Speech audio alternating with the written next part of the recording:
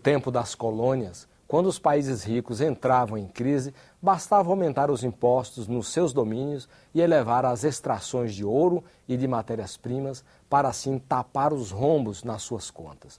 Hoje, como não há mais o recurso das colônias, os países ricos em crise, junto com outros não tão ricos assim, apelam para a emissão de papel-moeda e buscam uma saída da crise, causando inflação e desajustes cambiais em outros países que aceitam suas moedas. Essa é uma das análises que queremos checar no Agenda Econômica de hoje sobre os reflexos da crise econômica. O nosso convidado é o professor Dércio Garcia Munhoz, da Universidade de Brasília, UNB. Participa dessa entrevista o jornalista Beto Almeida. Professor, muito obrigado pela sua presença nos estúdios da TV Senado. Olha, eu que agradeço a oportunidade. Professor, eu queria começar com Bretton Woods, né? Aquela conferência que houve em 1944 em New Hampshire, nos Estados Unidos, e que foi uma conferência de onde resultou, pouco antes de terminar a Segunda Guerra Mundial, a montagem de um sistema monetário internacional. O que levou os países da época a montar um sistema monetário internacional? Bom, é porque desde a Primeira Guerra Mundial e depois da crise de 29, você desorganizou a economia mundial. Ela desorganizou com a Primeira Guerra, não conseguiu se reorganizar, porque logo em seguida veio a crise. Quando os Estados Unidos assumiam uma posição preponderante na economia mundial, inclusive na área de financiamento internacional, o centro financeiro de Londres começava a se transferir para Nova York, veio a crise de 29. E depois veio a Segunda Guerra Mundial. Então você perdeu os parâmetros, assim, porque câmbio ele está muito relacionado à questão de preços relativos. Quanto custa fabricar um carro nos Estados Unidos, quanto custa na Europa e tal, os custos de mão de obra, impostos, etc. Então o câmbio é um conversor, que deve ser até neutro. Quando você perde o referencial da relação entre as moedas, você fica como se tivesse uma biruta, né? Assim, é boba, você fica sem referencial. E Bretton Woods foi exatamente isso. Bom, e agora? Agora vamos recomeçar as coisas, ou vamos começar alguma coisa nova em que todos os países vão declarar qual a relação da sua moeda com o ouro, uma onça-troy de ouro. Ou se não, pode declarar a relação com o dólar americano. Quando todos eles declarassem quanto a sua moeda valeria em termos de ouro ou de dólar, que dava na mesma, todas as moedas estariam interligadas entre si. Porque se eu digo que a minha vale 2 dólares, você fala que a sua vale 4, logicamente a relação minha com a sua é 2-1. Então você faz um sistema de paridades. E fez-se isso em Bretton Woods, que foi para você dar bases institucionais, dar regras para o futuro da economia no pós-guerra. E nesse ponto foi algo excepcionalmente favorável, porque Bretton Woods, embora não se discuta muito isso, não era um sistema, era sistema de taxas fixas, mas não era rígido.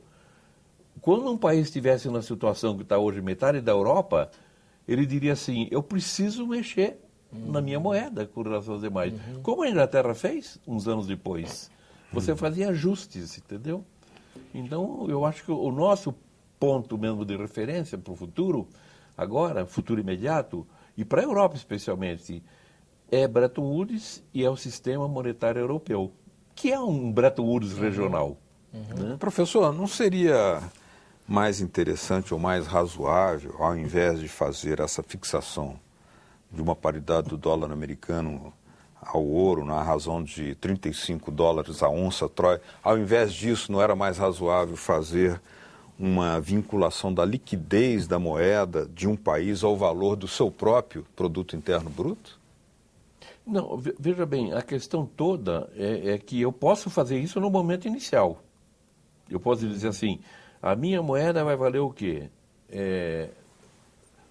2 dólares por R$1. 3 dólares por R$1. Eu posso fazer isso. Naquela época não havia essa Não, condição? você pode. Eles fizeram isso. Cada país declarou naquele momento, consultando os seus próprios interesses e a relação histórica e tudo mais, a sua potencialidade, a estrutura do seu comércio e tudo mais. O que ele falou? A minha moeda vale tanto em relação ao onça-troy.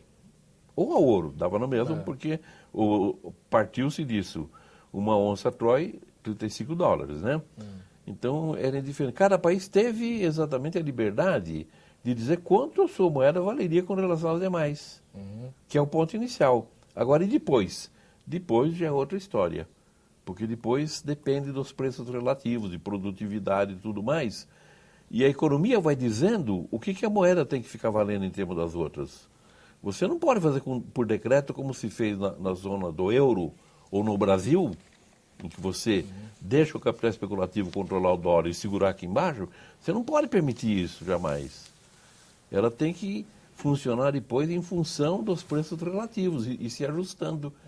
Exatamente para ela não ser muito benéfica a um país e não ser ruim para outro, entendeu? É por isso que, se a gente for discutir a questão de que por que nossa moeda está ruim, e a gente olhar para a Europa, Estados Unidos, Japão, China, e ficar acusando, não existe nada disso, não é um problema nosso. Entendeu? É nós que não temos critérios para trabalhar a taxa de câmbio.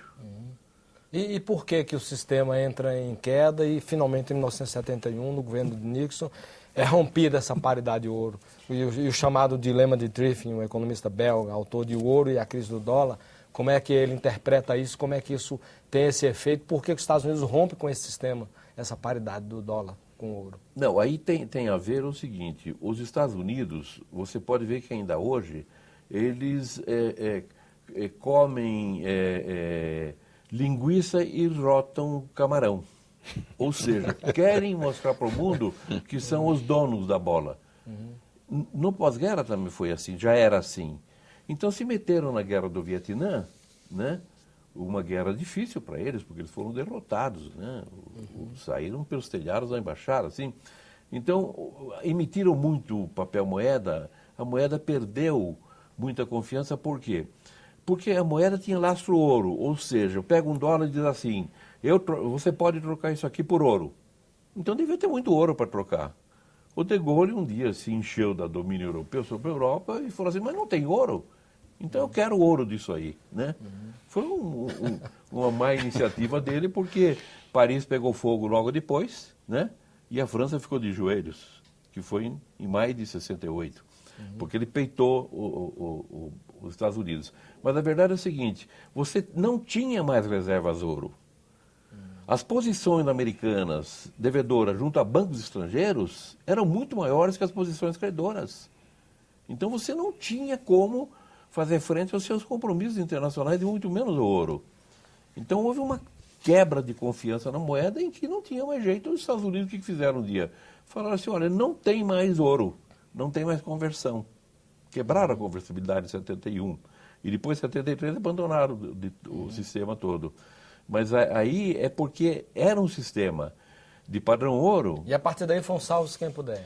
Não foi um salve-se quem puder pelo seguinte, você estava em 71. A Europa logo percebeu que ela não podia, o mercado como o europeu, não podia ficar assim solto, sem rumos, né?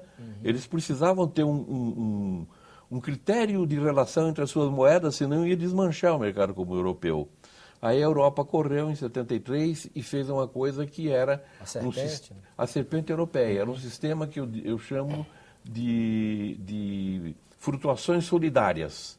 As moedas passaram a oscilar em conjunto frente ao dólar. Então, para que em conjunto? Para que eu mantivesse elas ligadas. Se o marco e o marco alemão, o franco francês, oscilam em conjunto, eles não alteram muito a ligação entre eles.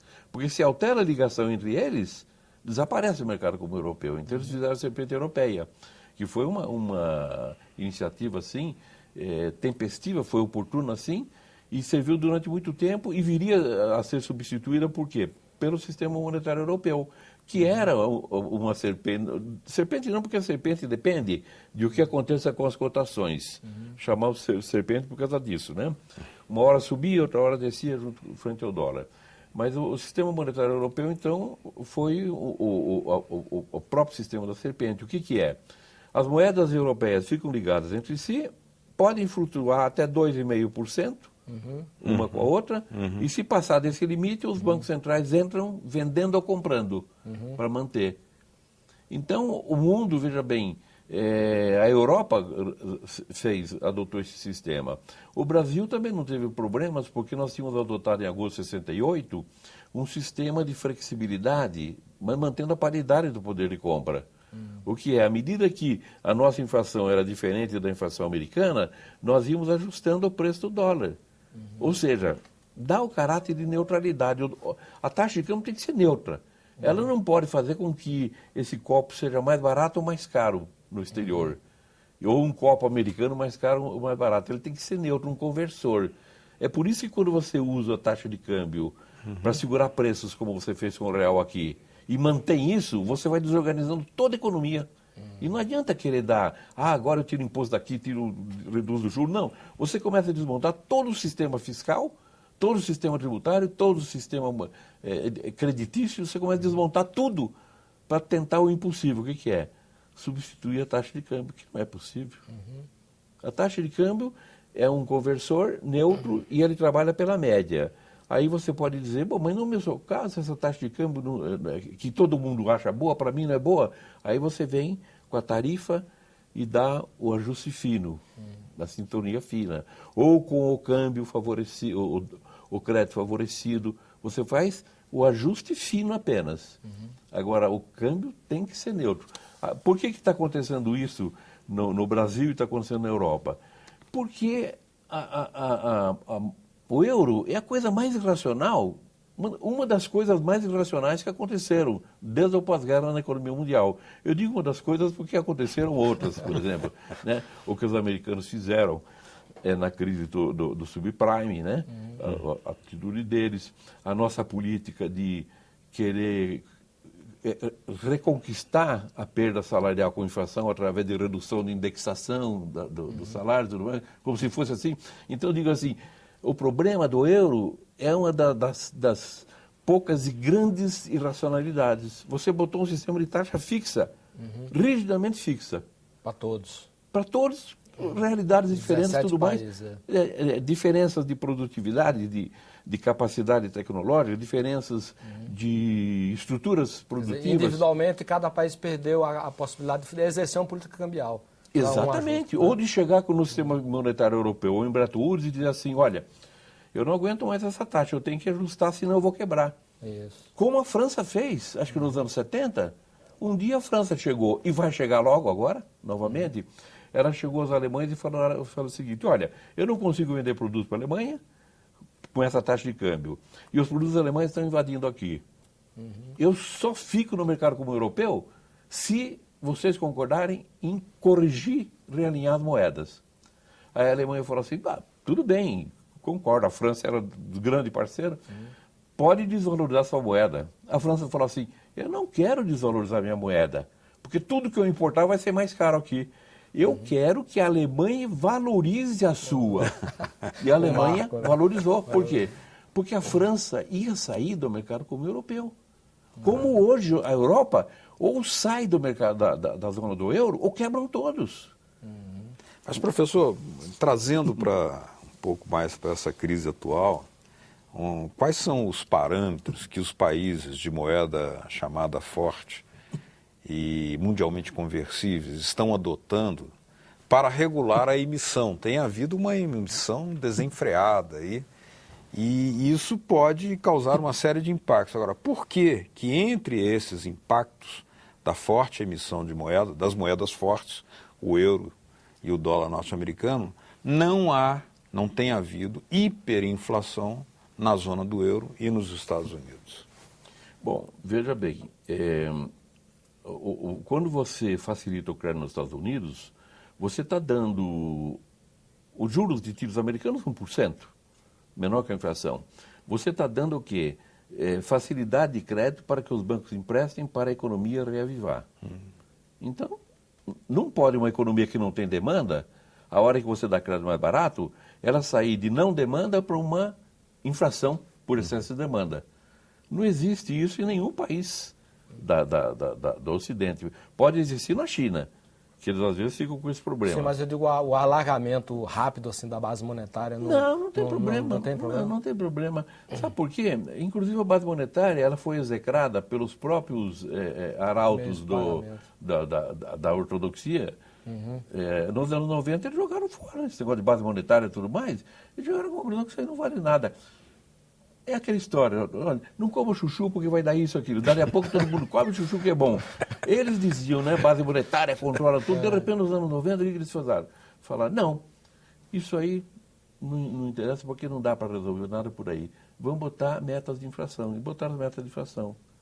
Que está matando a Europa também, porque meta de inflação é o seguinte, o preço começou a se movimentar, o Banco Central chega e atira. Entendeu? Ora, é um pássaro que quando levanta voo, você atira e joga no chão. Meta de inflação, é uma outra coisa assim. Mas então, veja bem, essas emissões, elas não têm nenhum efeito assim. Na Europa, por exemplo, nós estamos reclamando muito, nós temos que ver o que nós estamos fazendo com o câmbio. Nós estamos assassinando a indústria. Você sabia, poucas pessoas sabem, que nós nos tornamos, em 2010, novamente uma economia primária exportadora? Nós somos exportadores de produtos primários, majoritariamente. Nossa indústria foi lá em cima e desceu. Não é que o produto agrícola subiu, não. Ele subiu. Mas a indústria foi lá em cima e desceu. Então, quando a gente tem esse Mas essa perda de competitividade só atribui só ao câmbio? O câmbio, olha, o que está acontecendo com o câmbio, todo ano... Preço da energia. Não, todo ano que o câmbio fica parado, significa que, digamos o seguinte, se eu não tenho inflação no mundo, é muito pequena hoje, porque com a crise, se eu tenho uma inflação aqui de 6%, eu deixei de puxar o câmbio 6%. E 1 ano, 2 anos, 3 anos, o que acontece? Os cálculos da Fundação Getúlio Vargas de taxa de câmbio real, né, e efetiva, o que eles dizem? Que ela está no nível 54, de 100 para 54. Sabe o que significa? Para eu corrigir o câmbio, eu tenho que dar uma correção de 80% perto disso. Puxar 1,50 para cima. E você sabe que se eu puxo 1,50, o que acontece? Eu desmancho o país, ele explode a inflação. O que nós deixamos. Tanto é que você vai ter que corrigir aos poucos. Então o problema da Europa não tem implicações assim. Mesmo porque nós estamos falando muito da Europa, estamos falando da França, da Itália, da Espanha e tudo mais. Esses países pouco devem para os bancos. Eles estão botando dinheiro nos bancos porque os bancos estão quebrados por especulação financeira e por empresas que estão em dificuldade, entendeu? Eles estão botando dinheiro nos bancos para eles não quebrarem por causa da Grécia. Não, por outros problemas. Esses países eles se financiam mais no mercado de títulos nacionais, entendeu? O que significa? Esse dinheiro todo que estão dando para os bancos, eles não querem que os bancos quebrem, pegaram os países mais pobres da Europa com o bode expiatório e estão botando dinheiro para esses bancos. Mesmo porque esses bancos também foram para o leste europeu e compraram bancos lá, no leste europeu, então estão com as pernas bambas. Que bancos? Até onde se saiba, bancos alemães e bancos franceses majoritariamente, que são os dados que o BIS publica, o Bank for International Settlement, ele publica e diz lá, entendeu? Portugal se financia tanto no mercado de títulos nacionais, tanto, não sei. E depois, quando você chega lá, Portugal, você fala assim, eu quero saber o governo. Aí você chega lá, o governo, e o quadro é muito mais, assim, surpreendente. O governo, se Portugal deve pouco aos bancos e tudo mais, o governo deve menos ainda, entendeu? Então, essa história de emissões lá, ela está muito ligada a esse problema que a França e a Alemanha não querem discutir. Por quê? Porque eles estão tentando salvar o sistema bancário deles, jogando a responsabilidade nos países que eles querem que empobreçam para salvar a face. O arsenal que o Brasil diz ter para conter a valorização do real. No próximo bloco, aguarde.